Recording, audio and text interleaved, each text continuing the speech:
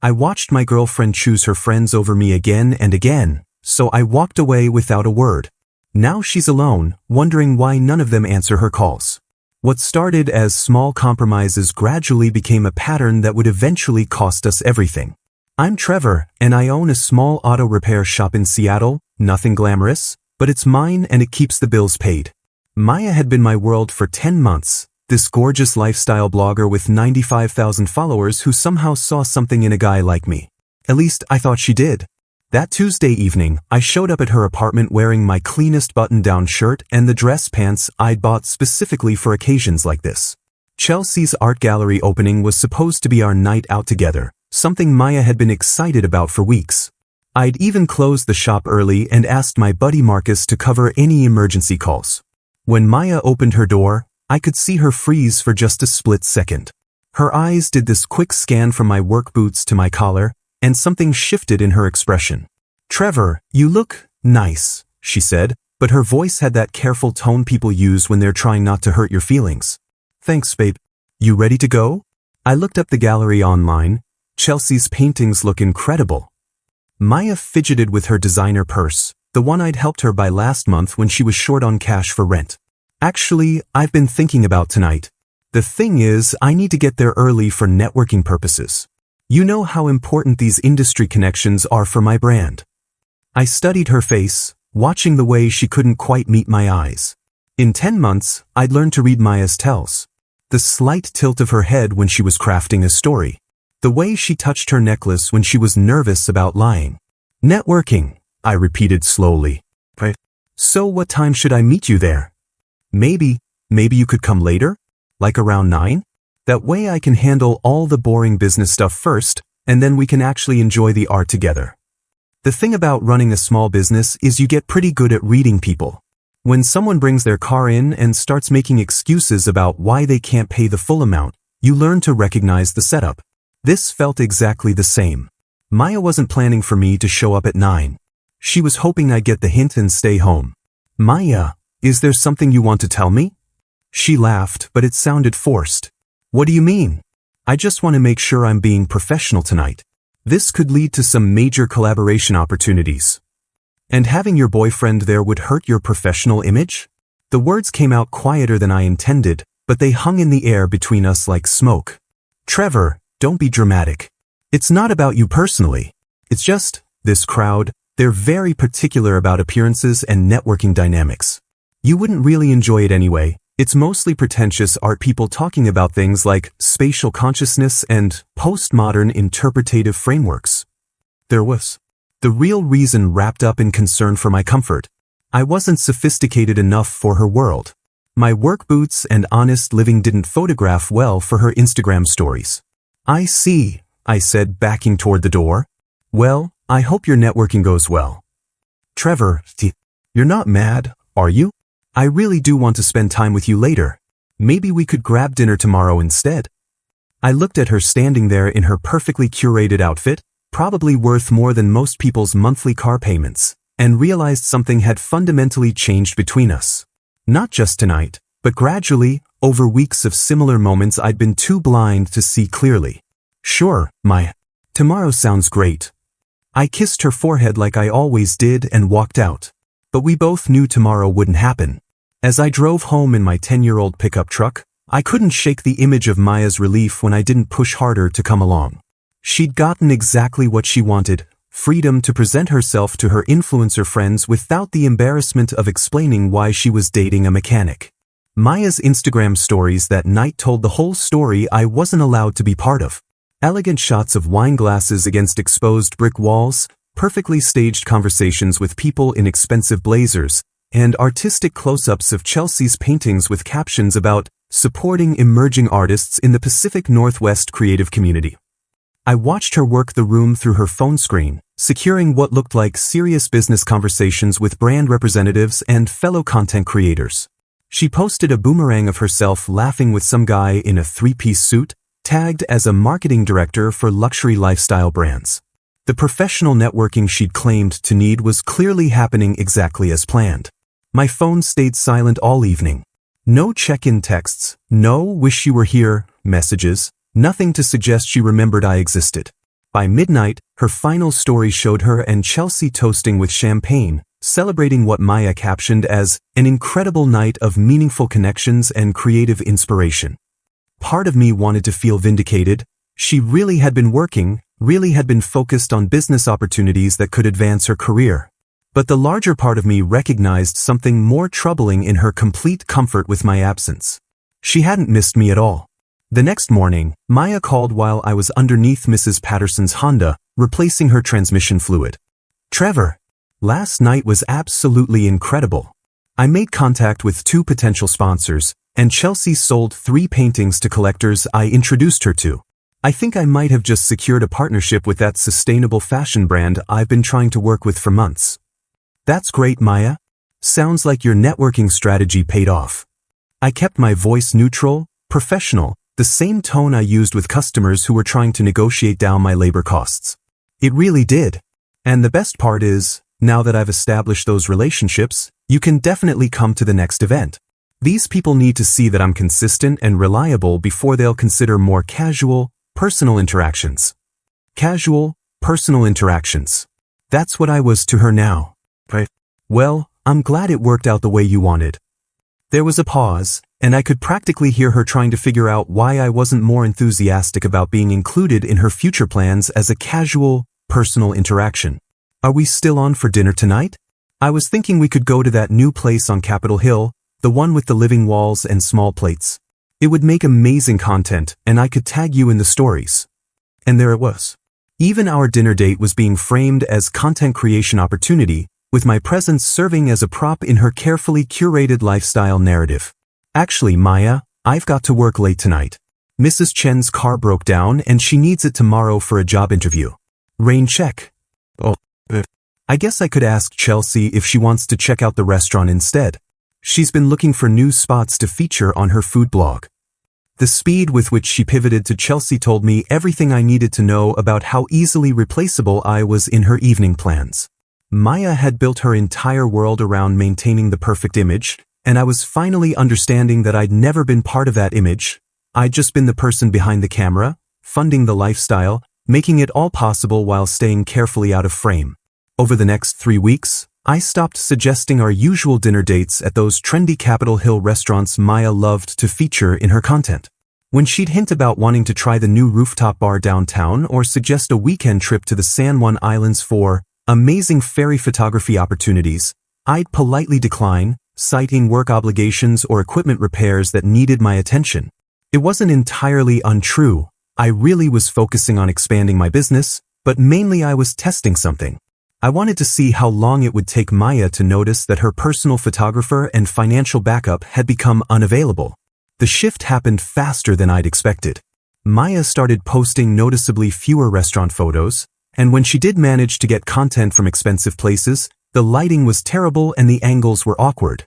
She'd gotten so used to me instinctively knowing her best side, understanding exactly when to capture the shot, and how to frame her against backgrounds that she'd never learned to do it herself. Her engagement rates started dropping, and I could see her frustration mounting in increasingly desperate attempts to recreate the effortless aesthetic we'd built together. "Trevor, I miss spending time with you," she said during one of our increasingly brief phone conversations. "It feels like you're always working lately. Can't Marcus cover the shop this weekend? I found this incredible brunch spot in Fremont that would be perfect for Sunday content. Actually, I've got 3 cars that need major work, and I can't afford to turn away paying customers right now. Maybe you could ask Chelsea to go with you." The silence on her end told me she was calculating something. Maya had always been quick with math when it came to splitting dinner bills or figuring out how much her portion of a weekend trip would cost, except she'd never actually paid her portion of anything. I'd been covering our expensive dinners, weekend getaways, and even her portion of group activities for months without really thinking about it. Now that I wasn't available as her personal financier and photographer, the real cost of maintaining her lifestyle was hitting her directly. "I guess I could go alone," she said finally, but her voice lacked conviction. Maya had built her entire identity around curated experiences that required someone else to document them. Solo dining photos taken with phone timers never looked as good as the candid shots I used to take of her laughing over wine glasses or artfully arranging food on shared plates. "That sounds like a good plan," I said, and I meant it.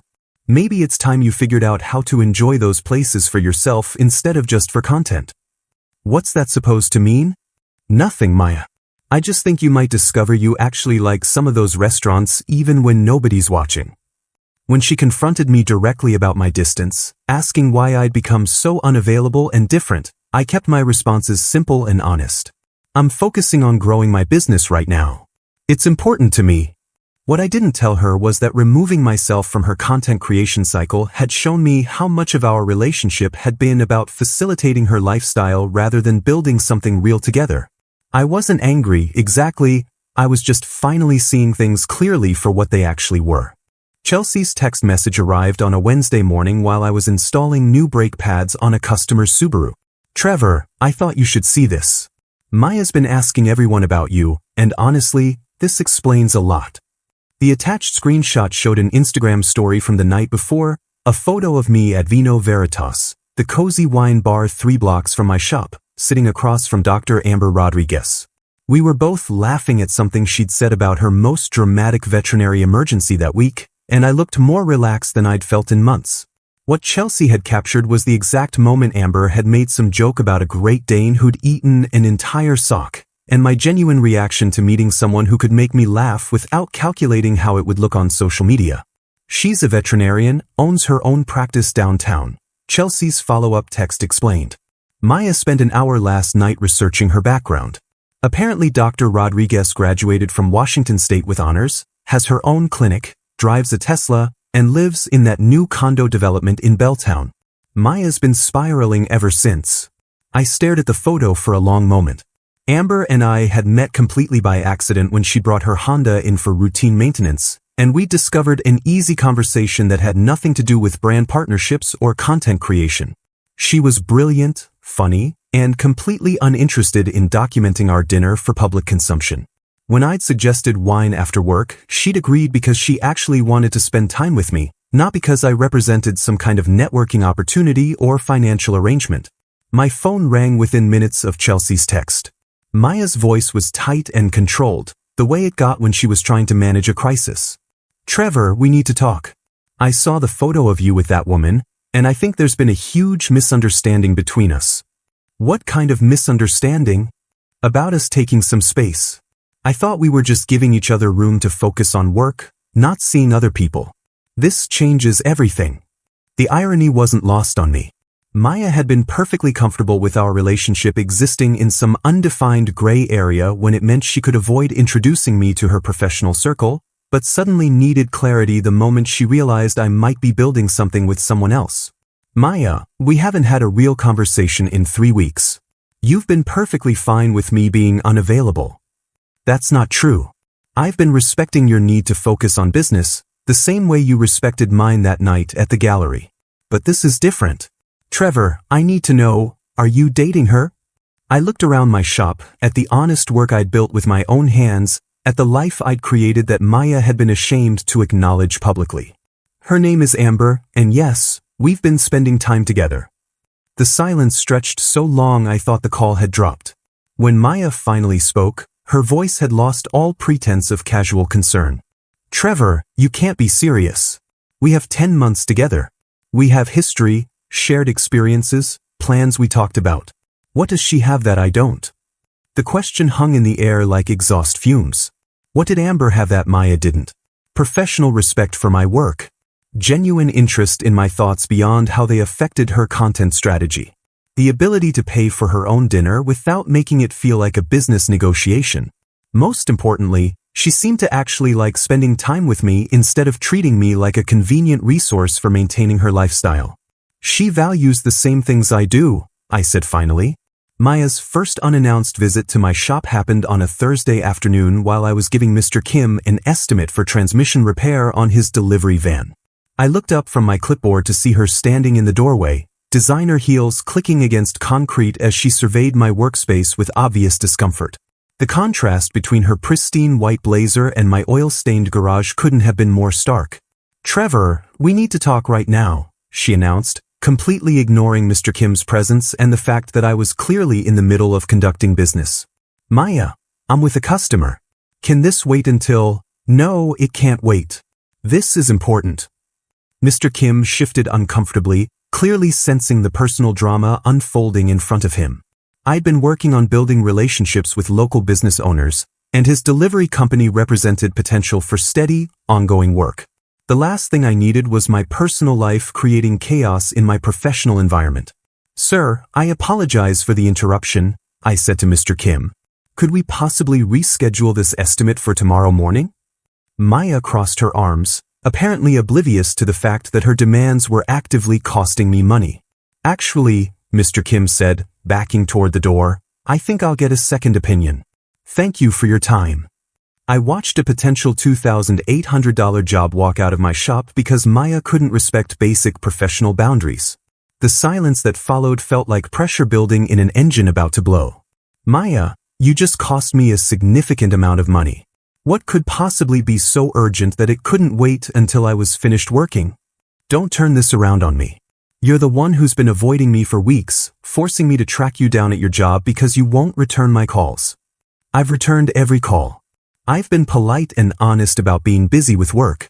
What I haven't done is drop everything to accommodate your schedule the way I used to."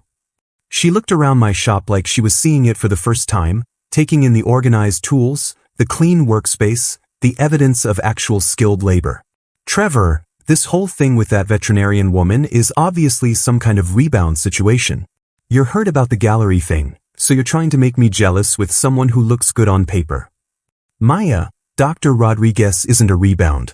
She's someone who respects what I do for a living." "Respects what you do?" "Trevor, I've always supported your work. I've never said anything negative about your business." The revisionist history was breathtaking. "You told your friends I wouldn't enjoy the gallery opening because I'm not sophisticated enough to understand art. You've never once posted about my business or acknowledged what I do professionally. You've been ashamed to introduce me to your social circle for 10 months. That's completely different. Social media is about brand consistency. It doesn't mean I don't value you personally. Maya, you called me networking purposes. You've treated our entire relationship like a behind-the-scenes operation that supports your public image while never being part of it." She started crying then, not the strategic tears she'd used during previous arguments, but genuine frustration and panic.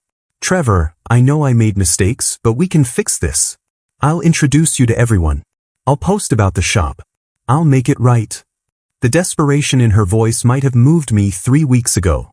Now it just confirmed that she'd never understood what the real problem was between us. 2.5 months after the gallery incident, I came home from dinner with Amber to find Maya's BMW parked outside my house. She'd been sitting there for who knows how long, and the moment I pulled into my driveway, she was out of her car and walking toward me with that determined expression I recognized from her most intense content planning sessions. "Trevor, I've been thinking about everything, and I owe you a massive apology." She was wearing the dress she knew I'd always liked, her makeup perfectly applied despite the late hour. Even in crisis mode, Maya couldn't help but curate her appearance. "Maya, what are you doing here? It's almost 11 o'clock. I know, but I couldn't sleep. I've been driving around for hours, just thinking about us, about how wrong I was about everything."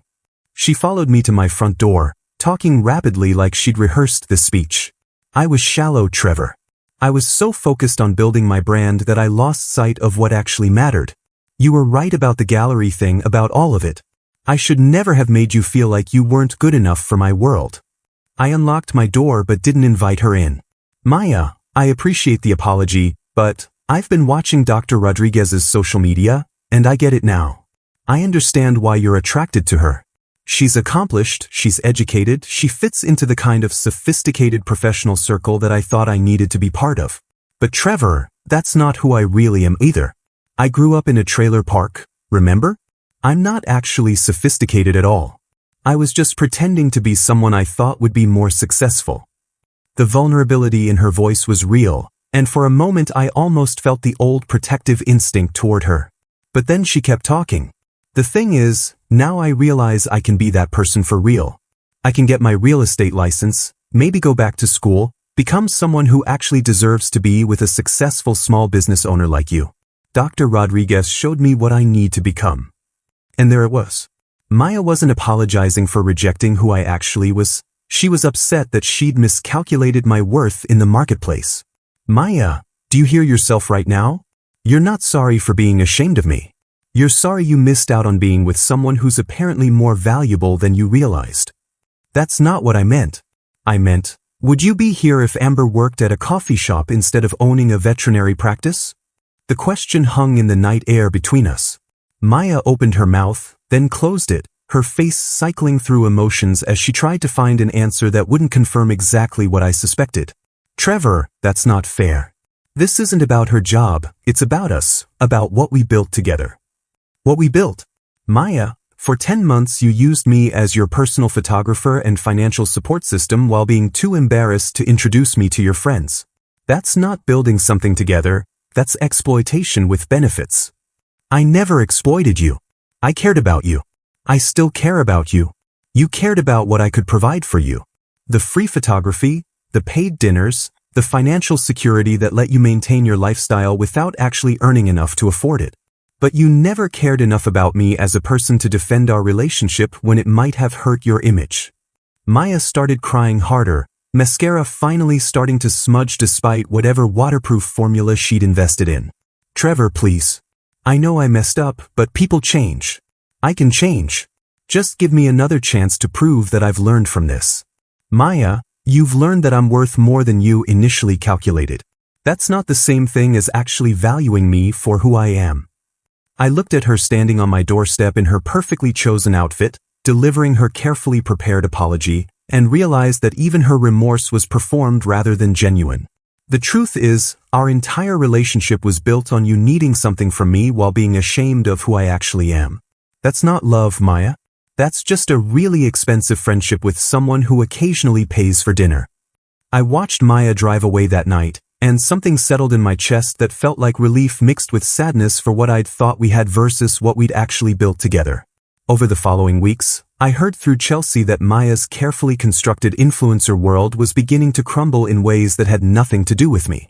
Her friends, the same ones she'd been so desperate to impress at that gallery opening, started distancing themselves when her erratic behavior and obvious desperation became impossible to ignore.